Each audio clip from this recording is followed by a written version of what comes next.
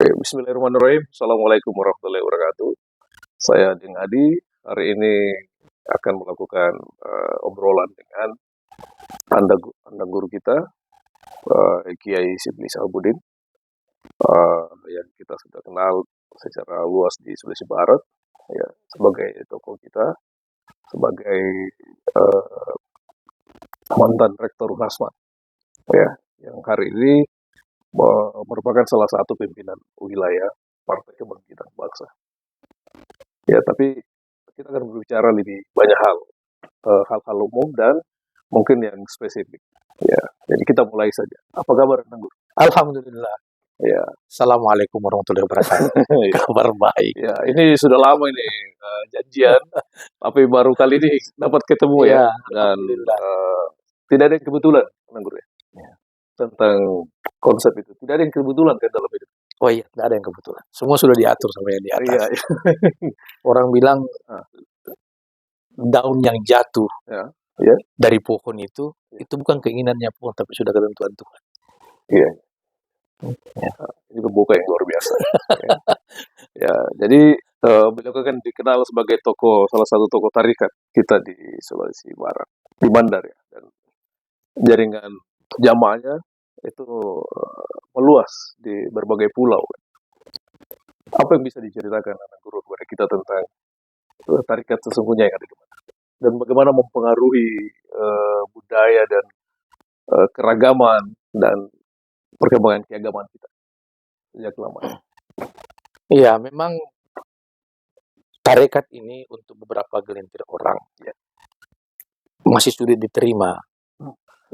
Padahal sesungguhnya kehidupan sehari-hari dia itu tanpa dia sadari itu sebenarnya sudah bertarekat, sudah menjalankan tarekat, tapi tidak disebut sebagai thariqah. Ya. Nah, thariqah ini ada di Mandar kita ini di Sulawesi Barat. Memang ada beberapa tarekat yang berkembang. Ya. Ada tarekat Qadiriyah Nasyabandiyah. Ya. Ada tarekat Khalwatiyah. Ada beberapa tarekat Syaziliyah. Ya. Kalau di Mamuju sampai ke Pasangkayu itu ada tarekat Tijaniyah. Nah, kebetulan yang di Bandar ini yang membawa tarekat di Sulawesi Barat ini yang paling besar adalah tarekat Qadiriyah. Itu langsung dibawa oleh Pandang Guru Kiai Haji Muhammad Saleh. Ya. Tarekat ini sebenarnya ruhnya semua amal ibadah. Baik amal ibadah sosial maupun amal ibadah yang bersifat mahdah yang langsung kepada Tuhan. Itu tarekat menjadi ruhnya di situ. Seperti foto. Ya. Ini foto nanti bisa sempurna kalau ada bingkainya. Tarekat ini adalah bingkai dari foto-foto ini. Misalnya Anda sembahyang. Sembahyang itu merupakan amal perbuatan. Nah, ruhnya perbuatan ini apa? Harus khusyuk. Ya kan? Nah, khusyuk enggak ada ajarannya dalam syariah. Enggak diajarkan dalam syariah. Padahal Allah bilang, berbahagialah orang yang dalam sembahyangnya bisa khusyuk. Sementara syariah tidak mengajarkan gimana cara khusyuk itu. Nah, khusyuk ini adalah ruhnya ibadah itu. Nah, ini yang sini perannya tarekat. Bagaimana panduannya gitu ya? Nah, sini perannya tarekat di sini. Ini yang paling contoh yang paling sederhana. Mungkin bisa diterangkan biar penonton kita. Jadi ada yang disebut dengan suratul amal, ada yang disebut dengan hakikatul amal. Ya, suratul amal apa? Itu kita sembahyang berdiri, ruku, sujud, duduk, berdiri lagi. Ya. Jumlah rakaat itu dalam agama disebut dengan suratul amal. Ya. Nah, hakikatul amal apa? Nah, hakikatul amal ya ini yang tadi khusyuk. Bagaimana gerakan hatimu ketika kau salat? Yang kamu sembah itu Allah. Tapi yang kamu ingat siapa? Macam-macam. Betul. Macam-macam. Hal-hal yang lupa tiba-tiba diingat. Tiba-tiba diingat. Ada yang ingat utangnya. Ada yang ingat cicilannya. Ibu-ibu selalu ada ikat arisannya. Ini sementara beribadah menyembah Tuhan. Nah, kalau bicara akidah, sebenarnya ini kan sudah syirik. Berarti itu yang disebut dengan menyembah selain Allah. Iya, padahal dalam proses ibadah kan. Dalam proses ibadah, seharusnya yang kau ingat Allah, tapi yang kita ingat yang lain. Yang macam-macam itu kan. Nah, di sini perangnya tarikah itu. Nah, tarikah ini mengisi bagaimana caranya agar supaya ingatan-ingatan kita kepada yang selain Allah tadi itu, nah, itu diluruskan menjadi cara yang bisa dipertanggungjawabkan baik secara nas maupun secara amal ibadah. Nah, itu sebenarnya perangnya tarikah di situ.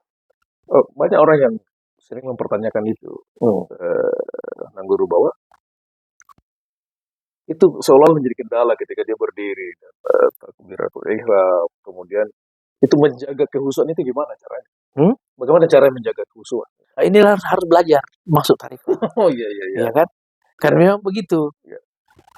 Kalau kita baca tafsir An-Nasafi, tafsirnya Imam An-Nasafi itu kan firman Allah itu kan ada 3. Ya. Selama ini yang kita tahu firman Allah kan Al-Quran ya. Kalau dalam tarikat itu yang kita kenal itu firman ada 3 macam. Ada firman Allah yang diturunkan kepada Rasulullah, yang wajib Rasulullah sampaikan kepada umatnya. Kalau seandainya Rasulullah tidak menyampaikan kepada umatnya, marosa Nabi, dosa dia. Tapi tidak mungkin Rasulullah berdosa, dia maksum, dia terpelihara. Itulah risalah ya. Itulah risalah. Itulah Al-Quran. Itulah hadis. Firman Allah yang wajib beliau sampaikan kepada umatnya. Nah, ada firman Allah yang sebaliknya. Berdosa Rasulullah kalau menyampaikan itu firman kepada umatnya. Yang mana itu? Hah? Yang mana itu? Nah, contoh, pira kiamat lino. Kapan kiamat dunia? Siapa bilang Rasulullah nggak tahu kapan kiamat dunia? Buktinya apa? Begitu banyak riwayat hadis Rasulullah. Itu yang bercerita tentang tanda-tanda datangnya hari kiamat. Ketika Rasulullah sampai bertanya kepada kapan itu ya Rasulullah, Allah bilang jangan kau sampaikan umat. Sangga alawe baik sangat ayah. Jadi Rasulullah nggak bocorkan ini. Ada mimpi sangit, tapi mimpi sangit itu tanda-tanda. Contoh. Berarti orang yang mengatakan tanda-tanda, berarti sesungguhnya dia tahu gitu. Hah? Sesungguhnya dia tahu karena dia tahu. Tapi kenapa tidak menyampaikan? Rasul Allah bilang jangan kau sampaikan. Hanya kau dengan saya yang tahu. Ini firman Allah yang kedua. Firman Allah yang kedua. Contoh misalnya, 1400 tahun yang lalu Rasulullah pernah bilang, ya'ti zaman, gil wa ghal, kasratis su'al, wa idhatul mal. Akan datang satu zaman di mana zaman itu orang banyak bicara, orang banyak bertanya, dan menghambur-hamburkan harta. Kira-kira mau lihat hadisnya apa nak dia? Orang banyak bicara, orang banyak bertanya, dan menghambur-hamburkan harta. Itu kontekstual hari ini. Ya, kontekstual hari ini. Banyak seminar di mana-mana. Di situ orang banyak bertanya, banyak bicara, menghambur-hamburkan harta. Tapi nggak ada tuh juga guna-gunanya. Ya kata kasarnya lah selama ini kita di daerah ini maaf. Apa itu? Kadang-kadang pemerintah bikin apa itu kalau di desa? Musrembang. Musrembang. Ya. Itu musrembang itu mulai dari desa loh, dari desa sampai ke Gilwagon, kasratis su'al, di situ orang banyak bicara, orang banyak bertanya, wa idha'atul mal, menghambur-hamburkan saja. Terus hasilnya hasil musrembang di tingkat desa hilang di tingkat kecamatan, Bos. Tidak linear. Tidak linear. Kecamatan hilang di tingkat kabupaten. Kabupaten tinggal provinsi. Tapi tidak bisa disalahkan kalau dalam konteks ini hadis. Kenapa? Ini alamatun min alamatil qiyamah. Ini tanda-tanda datangnya hari kiamat. Sahabat bertanya, kapan itu terjadi ya Rasulullah? Allah bilang, lo bisanya sangga alami ma'istana ya. Itu firman Allah yang kedua. Dan yang ketiga, ada firman Allah itu, terserah Nabi. Mbala mipisangi, malah tuh yang mipisang. Yang bagaimana? Ini kategori firman Allah yang Yang kalau orang sekarang bilang di apa namanya di Bandar Mawang, dia rahasiai, baik sangat rahasiai. Ya. Dan ini memang diajarkan Rasulullah ini, firman ini, Ya. Rasul mengajarkan itu dengan mutalaki, Ya. dari lisan ke lisan. Rasulullah ajarkan sahabat, sahabat ajarkan tabi'in, tabi'in ajarkan tabi'in, sampai sekarang. Makanya itu tarekat salah satu ciri bahwa tarekat itu bisa dipertanggungjawabkan, dia harus bersanad sampai Rasulullah. Ya. Itu tarekatmu dari mana? Ya. Oh, dari guru saya. Terus dari mana? Sampai Rasulullah. Makanya kalau mau mendeteksi apakah tarekat itu bisa dipertanggungjawabkan atau tidak, ya, pertanyaan pertama yang kita harus tanya sama dia apa? Sanad tarekatnya. Nah itu. Satu contoh. Dulu Ali bin Abi Thalib misalnya, itu ruang itu Nabi pernah bertanya. Dia bilang, ya Rasulullah, akhbirni an la ilaha illallah. Pisangnya apa sang la ilaha illallah itu? Rasulullah sebelum menjawab pertanyaannya Ali bin Abi Thalib, minggu masih mana itu oleh Ali si semua. Sisa Rasul, ya apa ya Bapak? Baru Rasulullah sampaikan itu apa la ilaha illallah itu. Ini asbabul wurudnya hadis. Ya. Ketika Rasulullah bilang, man qala la ilaha illallah marrah. Barang siapa yang membaca la ilaha illallah satu kali. Ya. Wa maddaha la. Ya. Kemudian dia panjangkan la-nya. Itu diampuni 4.000 dosa besarnya. Satu kali baca la ilaha illallah. Ya. Bagaimana cara bacanya? Rasulullah bilang, malo dipisangi, malato dipisangi. Ya. Ya di sini perannya tarekat di sini tadi. Ya. Malo dipisangi, ya, malato dipisangi. Karena Rasulullah ajarkan Ali bin Abi Thalib, ya. Ali bin Abi Thalib ajarkan Hasan al-Basri, ya. Hasan al-Basri ajarkan Habibul Ajam, ya. Habibul Ajam yang ajarkan Daud at-Tai, ya. Sampai turun ke sini itu dengan cara mutalaki dari lisan ke lisan. Nah itu bisa kita terima, gitu bisa kita peroleh kalau kita masuk belajar, harus ada mursyid. Dia nanggur membimbing. Andok malah sih sama. Karena ilmu itu bukan di buku. Kan banyak orang sekarang ngaku-ngaku tarekat tapi waktu mitule atau nang guru mah guru ya harus bisa membaca pengalatalan nang guru ya. Dek. Nah, ya kalau ada yang begitu-begitu ya Anda lahir. Anda lahir orang yang kayak begitu. Karena ahli ilmu itu fis sudur. Ilmu itu di sini. La fis sutur. Dia bukan di buku. Ilmu itu di sini. Nah kalau berbicara ini, bicara kalbu, bicara hati itu, yang banyak doben kalbu, doben hati itu berkah, barakah. Seperti itu ya, gambaran sekilas tentang. Kemudian, saya kan juga aktif mengikuti YouTube. Ada guru atau itu disiarkan ulang oleh jamaah kan. Khususnya di Ramadan misalnya itu banyak sekali itu beredarnya 2-3 menit. Iya. Nah, saya suka sekali menyimak itu tentang mahabbah atau cinta kepada Rasulullah agar kita sampai kemana itu. Iya. Jadi kalau dalam kajian tarika, pemahaman kita tentang Rasulullah itu tidak sebatas Rasulullah itu sebagai Nabi dan Rasul saja. Ya. Tapi Rasul dalam pandangan orang dalam tarekat Rasulullah ini, dia merupakan pintu. Kalau mau menuju Allah, lewat Rasulullah. Jadi bukan Rasulullah sebatas risalah yang beliau bawa. Tapi Rasulullah dalam bentuk subjektivitasnya yang langsung dari Allah tadi itu. Jadi bukan yang dia bawa. Karena yang lebih mulia yang membawa daripada yang dibawa. Ya kan? Lebih mulia yang membawa daripada yang dibawa. Kalau yang membawa saja bisa membawa apa yang dibawa. Dalam hal ini risalah. Makanya dalam pandangan tarikah sebenarnya kunci Allah itu ada sama Rasulullah. ada sama Rasulullah. Jadi kalau engkau cinta kepada Allah, Ya. ya cintai Rasulullah. Ya. Tapi kalau kita mau kaji lebih mendalam lagi, mencintai Rasulullah jangan kau menggunakan cintamu. Karena cintamu itu nafsui. Ya. Mencintai Rasulullah harus menggunakan cintanya Rasulullah. Yang dipakai untuk mencintai Rasulullah. Mencintai Allah, yang kita gunakan harus cintanya Allah yang kita pakai. Untuk mencintailah karena cinta tak dengan Allah. Dengan cintanya Allah, andai apple to apple ada sangat iya. Apa sangat apple to apple? Sebanding. Andai setara. Jadi apa? Makanya ada doa bilang, ada doanya orang dulu bilang apa? Ya Allah, berikan aku cintamu.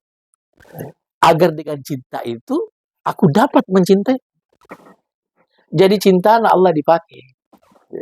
Nah, kan untuk sisa Allah Ta'ala.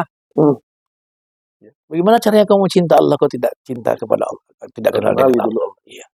Jadi kalau ada orang bilang saya cinta Allah, itu kan bullshit. Mencintai sesuatu yang tidak kau kenal. Itu kan bullshit orang bilang. Nah, bagaimana caranya supaya saya bisa kenal Allah? Kenali Rasulullah. Kayak gitu. Kalau kau sudah kenal Rasulullah, di bawah mau tahu sisa Allah Ta'ala. Mau sisa Rasulullah. Mau ada sisa Rasulullah, ada sisa Allah. Bagaimana menyederhanakan kalimatnya biar lebih mudah dicerna oleh. Nah, itu dia. Bagaimana mengaktualkan ini? Ya. Kan? Bagaimana mengaktualkan ini? Ini masih sangat apa ya? Orang bilang masih sangat. Kan level pemahaman orang ini kan berbeda-beda. Ya, kalau di dalam tarekat itu, kalau kamu cinta Rasulullah, kenal dengan Rasulullah, mesti sisa mu'alawim. Ya, kalau Pak Adi kenal nggak sama dirinya Pak Adi? Sisa mandu alawim? Yang mana Adi? Kalau saya bertanya begitu kan, nah, yang Adi Arwan itu yang mana sih? Ini Adi Arwan ini sanga. Kalau ada sanga berarti dia make sanga. Ini dua hal yang berbeda, Pak. Sanga anak make sanga, beda itu dia. Apa make sanga ya? Yang indah make sanga. Nah, kalau mau tahu ini tarekat. Biasa kadang-kadang dulu anak guru itu biasa mengambil perumpamaan itu yang sangat sederhana itu. Waktu bicara meng. Kalau kita dalam bercermin, yang kita lihat dari cermin itu siapa? Alaweta apa atau lain? Yang kita lihat apa? Alaweta. Berarti buita alawemu adalah cara meng. Padahal dalam cermin itu bukan kita. Kembali ya? Masya Allah. Ada ungkapan bilang, yang kita lihat adalah diri kita, tapi bukan kita. Tapi tidak ada yang lain kecuali kita. Sehingga Anang Guru bilang, muasisa mo toidalak carameng, watum carameng, di pawanga mo to sisang alawena. Karena hakikinna Adi Arwan itu yang di dalam cermin. Yang di dalam cermin ini yang tidak ada dosanya. Tidak ada nafsu. Nah, ketika engkau menyembah Allah, kalau yang menyembah Allah yang bercermin, nafsu sembahyang. Nafsu itu, misalnya, muka khusyuk, nafsu. Nafsu itu sembahyang. Tapi kalau itu lalak, yang tidak ada nafsunya. Bagaimana caranya pakai ini? Ini perlu belajar tarekat. Jadi kembali belajar ya. Selalu harus belajar. Tapi ada istilah ada yang mengatakan ada tarekat modern, kontemporer. Bagaimana jelaskan? Luar biasa itu istilah. Saya pernah membaca sebuah teks itu. Tarekat kontemporer. Bagaimana itu? Sebenarnya apakah ada atau memang itu aja istilah? Istilah saja. Maksudnya begini. Sama dengan Al-Quran ini yang kadang-kadang orang tidak sependapat ya. khususnya teman-teman yang agak keras memahami agama. Kan ada ungkapanku pernah mengatakan seperti ini, bahwa mana yang paling tepat? Al-Quran yang menyesuaikan diri dengan zaman, atau zaman yang menyesuaikan diri dengan Al-Quran? Kalau kita mengatakan zaman harus menyesuaikan diri dengan Al-Quran, kita dianggap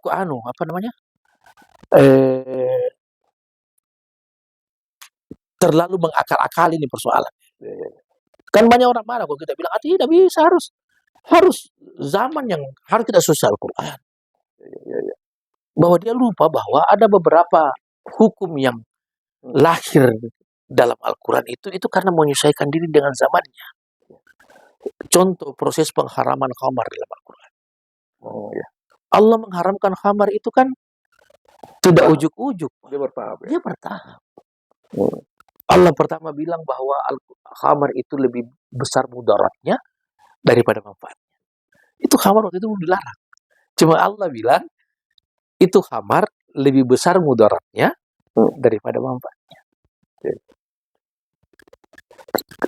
Ketika orang sudah mulai belajar menghindari khamar itu, karena orang sudah menyadari bahwa memang lebih banyak mudaratnya, keburukannya daripada manfaat itu khamar, orang sudah mulai pelan-pelan menerima, baru turun ayat, la taqrabus sholata wa antum sukara. Jangan kau sembahyang kalau kau dalam keadaan mabuk. Itu belum haram, itu khamar. Cuma Allah bilang jangan kau salat kalau kau mabuk. Nah sekarang kalau kita lihat komposisi waktu salat, orang pasti minum khamar itu pada saat subuh, sudah ya bisa bayang subuh, karena jarak subuh dengan duhur agak panjang. Tapi duhur ke asal Nabi teman dundu mau marake mabuk. Karena Allah bilang la taqrabus sholata wa antum sukara. Asar ke maghrib pas sholat tidak minum lagi. Lebih pendek lagi. Orang minum nanti habis isya. Baru minum lagi. Ketika orang sudah terbiasa meninggalkan khamar dan sebagainya, baru turun ayat innamal khamru wal maisiru wal ansabu rijsun min amali syaitan. Di situlah diharamkan khamar. Ini dalil bahwa memang Al-Quran yang harus menyesuaikan diri dengan zaman. Begitu juga tarekat ini. Mungkin pengertian tarekat modern tadi, meskipun tidak dikenal di dunia tarekat, mungkin dimaksud adalah yang kontemporer. Mungkin dimaksud adalah perilaku peradaban manusia yang semakin berkembang. Kalau dulu orang bilang orang tarekat, orang sufi itu hidupnya sederhana, betul, dan sebagainya. Nah sekarang jangan heran banyak orang sufi yang politisi. Banyak orang sufi yang pejabat, banyak orang sufi yang pengusaha. Padahal Syekh Abdul Qadir Jailani Sultan Aulia, dia itu pengusaha, orang kaya. Tapi dia sufi. Kehidupannya yang sufi. Kehidupannya yang sufi. Karena kehidupannya orang sufi itu dunia nggak pernah sampai ke hatinya, makanya dia baper. Jadi kehidupan dunia itu tidak sampai dalam hati. Sampai di tangan saja. Jadi dia meninggalkan ini dunia di hatinya. Bagaimana dengan kehidupan dunia lain? Sampai di tangannya saja. Napokok tapa. Anda tak malatena. Jadi mereka itu tidak pernah baper, yang dulu kecewa. Kayak begitu tuh. Nah itu yang mungkin dimaksud dengan tarekat kontemporer atau kontemporer itu. Jadi memang dia harus menyesuaikan diri dengan perkembangan zaman. Saya pernah buat satu kegiatan di Jakarta, di Pondok Indah, kerjasama dengan satu perusahaan. Itu kita mengambil tema itu tarekat di kalangan eksekutif. Tarekat di kalangan eksekutif. Dan sangat diterima sama mereka. Kalangan eksekutif di Jakarta ini. Kayak gitu. Itu mungkin yang dimaksud. Bagian yang lain ini adalah karena guru kita ini adalah pimpinan salah satu parpol yang cukup besar. Bagaimana melihatnya sebagai ketua di Sulawesi Barat lanskap perpolitikan kita hari ini? Saya hanya ingin meluruskan selama ini kita kadang-kadang di Mandar, mau merangi tahu kata politik, kita seperti agak gimana gitu. Apa sangat dari Iya, agak ada yang alergi, fobia. agak fobia, Iya. alergi. Hmm. Karena makna politik dari sebagian kita itu, politik itu patur gengge. Iya, Sampai kan kita sering dengar kalimat, "Ay, nah politik ya kak lagi." iya, iya. Betul apa nah politik? Nah lo-lo semua, Iya, iya. ya kan? Hmm. Kan itu image sebenarnya kayak gitu. Iya. Bahwa seolah-olah politik itu sesuatu yang harus dihindari. Dia kotor. Dia kotor, Keruh gitu. iya dia keruh ya kan, tidak membawa kepada kebaikan. Iya.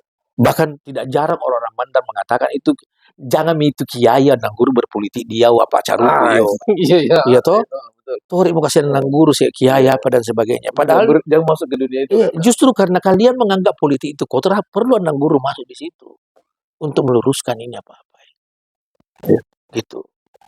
Itu jadi saya, dan jangan lupa bahwa Nabi kita, Rasulullah, itu politisi. Dia pernah menjadi kepala negara ya.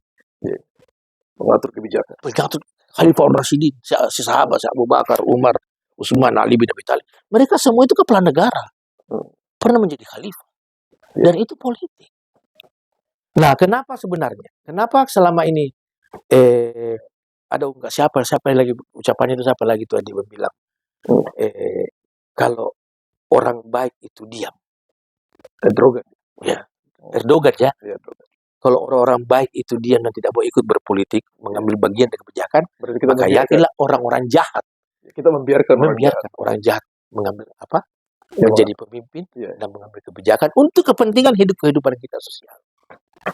Kayak begitu. Nah, ini yang saya mau saya meluruskan. Jangan gua halang-halangi orang yang paham agama masuk politik. Kenapa?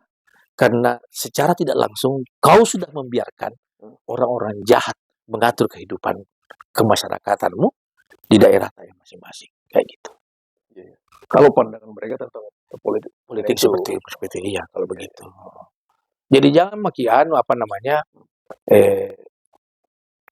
dulu waktu kita bicara konteks Indonesia misalnya, waktu NTB dipimpin sama seorang kiai misalnya. Oh iya. Bagaimana NTB? Kan luar biasa maju. Karena pandangannya agama itu termasuk Padang gitu kan. Padang. Oh iya, itu makmur sekali. Nah, ini Polman ini kan dia menjadi kabupaten yang luar biasa. Karena dia sangat religius. Ini sudah tema baliho. Oh iya. Oh, memang baliho kayak gitu ya. Saya baca di jalan. Ini. Iya. Polman luar biasa. Iya. Polman ini luar biasa. Bahkan ada guru saya dulu bilang, yang dari Mesir, pernah datang ke Polman, namanya Syekh Muhammad bin Muhammad Rashwan. Dia orang Mesir. Apa dia bilang sama saya? Wallahi ya Shibli, demi Allah, ini kau punya Polman ini, kita atun minal jannah. Dia separuh dari surga ini Polman. Ya kadang-kadang saya berpikir, kalau memang ini separuh dari surga, kan berarti ini potensinya luar biasa. Ya. Cuma kita kadang-kadang orang Polman tidak melihat Polman sebagai sesuatu yang luar biasa. Makanya kita stuck. Karena Polman ini luar biasa, maka dia membutuhkan pemimpin yang tidak biasa. Harus luar biasa juga. Pokoknya tidak biasa aja. Iya. Polmannya yang luar biasa sehingga harus dipimpin oleh pemimpin yang tidak biasa. Kayak gitu. Nah, ini politik ini. Politik.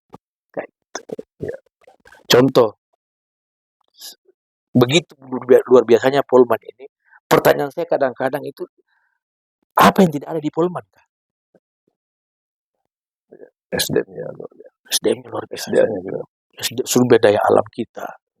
Garis pantai kita itu ada berapa kilo itu? Ada 70 kilo, 80 kilo. Ya, kurang lebih. Dari Palu sampai Majene. Biasa itu. Dan tidak pernah kita sentuh.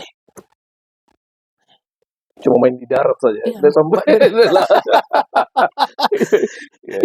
makanya biasa Tori Pamai kita punya nelayan itu. Kita punya nelayan itu, kasihan itu saya lihat di Pambusuang itu. Pergi mencari ikan di laut. Sampai di darat, itu ikannya dijual dengan beras. Barter. Dibarter dengan beras. Pakai itu di mande, sisanya dibawa ke pasar. Itu dari dulu sampai sekarang begitu turun-temurun. Berarti ada pemihakan program yang tidak seimbang Nah, antara urusan darat dan urusan laut. iya betul. Iya. Mungkin tidak pikir kalau urusan darat urusan laut jangan dibawa ke darat. Iya, memang urusan darat jadi dibawa ke laut atau urusan laut cuma ke darat. Tapi dia mesti dibuat seimbang. Iya. Perhatiannya maksudnya. Iya. Kan kalau itu, tapi kan ini kita punya waktu untuk membeda APBD ya. Iya, tidak beda. Ini bukan beda APBD, tapi paling tidak ada porsi second persen. Ya. Artinya saya merasa bahwa saya menganggap bahwa sebagai orang Polewali Mandar yang lahir di Mandar, yang besar di Mandar, di Polewali Mandar, ini merupakan pemandangan sudah puluhan tahun saya rasakan seperti itu. Dan mungkin salah satu penyebabnya apa? Mungkin ada nggak pemerintah hadir di sana itu? Di nelayan-nelayan kita ini ada nggak? Nanti kita cek lagi. Iya. Nah, salah satu keluar biasaan Polman ada di sana. Iya. Kan dari dulu kita negara maritim. Sesungguhnya betul. Secara nasional. Ya, kan awalnya Baladipa itu, taruh Baladipa itu kan agraris. Lalu dia menjadi maritim. Tapi kita meninggalkan itu. Ya. Jadi gimana anak Nurdin memandang pilkada Polman dengan harus Polman yang luar biasa? Apa yang mau dilakukan anak? yang dilakukan ini harus kita buktikan bahwa ini Polman luar biasa. Iya. Saya kasih contoh misalnya, lah. Iya. Kalau Polman salah satu keluar biasa Polman tidak ada apa-apa, tidak ada di Polman. Yang harus dilakukan Polman hari ini apa? Polman harus menyiapkan seluruh kebutuhan minimal di 2 kabupaten. Kebutuhannya orang Mamasa dan kebutuhannya orang Majene. Tidak boleh ada orang luar melewati di Polman memenuhi kebutuhan orang Mamasa. Mereka kebutuhannya harus disiapkan di Polman. Kenyataannya sekarang gimana?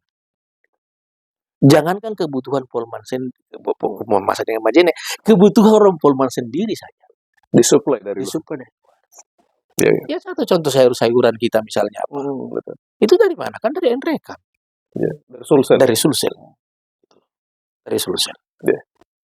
Padahal seharusnya kita itu memenuhi kebutuhan yang teman-teman yang lain di tempat yang lain, kayak gitu. Seperti ini akan ada alokasi kebijakan, dan alokasi kebijakannya juga harus apple to apple dengan yang mau diberikan kebijakan dalam hal ini Polman yang luar biasa itu. Ya. Sudah selesai itu sudah klasik misalnya, anggap itu kalau misalnya kita akan sejahterakan masyarakat apa. Itu sudah banyak janji deh. Klasik sana itu. Iya. Itu apa namanya? Makanya kita perlu visualkan ini apa yang mau dilakukan di Polman harus divisualkan. Supaya orang Polman betul sadar bahwa mereka ini adalah masyarakat yang tinggal di kabupaten yang luar biasa itu. Yang potensinya sangat besar. Itu kita harus buat visualnya itu. Seperti apa itu. Nah ini kalau bicara pilkada Polman ya tim-tim kita sudah menyiapkan itu. Ya. Ini memang dialog ini bukan uraian visi misi ya. Bukan. Ini perbincangan umum saja dulu ya. Iya. Nanti setelah masuk ke KPU baru kita bicara. Kita bicara visi misi. Iya. Bicara visi misi. Iya. Nah, kemudian ini mungkin terakhir ini. Pemilih kita kan sangat banyak generasi Z, bahkan Alpha. Bagaimana menyambut mereka ini dalam perhelatan pilkada? Apa yang mau disampaikan ke mereka? Ya mereka harus dijadikan menjadi bagian dari perjuangan ini. Kita harus jadi bukan mereka pemilih tok saja. Pemilih tidak, mereka harus dilibatkan menjadi bagian dari pembangunan Polewali Mandar ke depan. Mereka selesai SMA misalnya. Kalau ada yang melanjutkan sampai kuliah, terus yang tidak melanjutkan mau menjadikan apa? Kan harus dikasih porsi, harus dikasih pekerjaan. Makanya kebutuhan yang paling krusial saya anggap di Kabupaten Polewali Mandar itu pekerjaan. Lapangan kerja. Ya. Dan mereka ini bukan menjadi objek, tapi dia harus menjadi subjek pembangunan ini. Bagaimana caranya bisa menjadi subjek? Negara harus hadir di tengah-tengah mereka. Pemerintah harus hadir di tengah-tengah mereka. Gitu. Selama ini saya merasa bahwa yang terjadi di Polewali Mandar ini keinginan para elit. Sehingga membuat kebijakan-kebijakan itu yang tidak match dengan kebutuhan di bawah. Nah, untuk kalangan generasi Z ini dengan Alphard ini, jangan datang ke sana bawa mauta. Yang tepat adalah mereka maunya apa, mereka suka apa. Mereka pengen jadi selebgram, mereka pengen jadi apa namanya itu istilahnya startup dan sebagainya itu. Nah, itu yang harus dijawab sama pemimpin pada masa yang akan datang. Jangan-jangan mau bawa ke mereka, maunya mereka itu apa? Itu yang harus kepenuhi, merespon keinginan mereka, memenuhi keinginan mereka, dan kemudian menjalankan keinginan mereka dengan cara yang bertanggung jawab. Tanpa menghilangkan kita punya adat istiadat lokalitas di Bandar. Itu yang kita harus mengacu di situ. Apa yang terakhir? Apa yang menjadi doa Anang Guru bagi Polewali Mandar? Doa apa yang sering dipanjatkan tentang Polewali Mandar? Satu aja saya punya berdoa sama. Sayang itu Mandar. Sayang masyarakat Mandar. Itu. Saya kira cukup ya teman-teman sekalian. Ini obrolan yang luar biasa karena dua sisi tadi yang Anda rasakan itu cukup melompat dan itulah cara kita mengenali beliau sebagai ulama yang masih muda dan akan maju di perhelatan. Itu yang masih muda, Tongasan lagi kan memang muda. Masih muda. Oke, makasih banyak Pak ya atas waktunya dan mudah-mudahan sehat terus dan tetap kuat menghadapi konstelasi yang luar biasa akhir-akhir ini. Terima kasih. Assalamualaikum warahmatullahi wabarakatuh. Salam saya dengan di podcast. Assalamualaikum warahmatullahi wabarakatuh.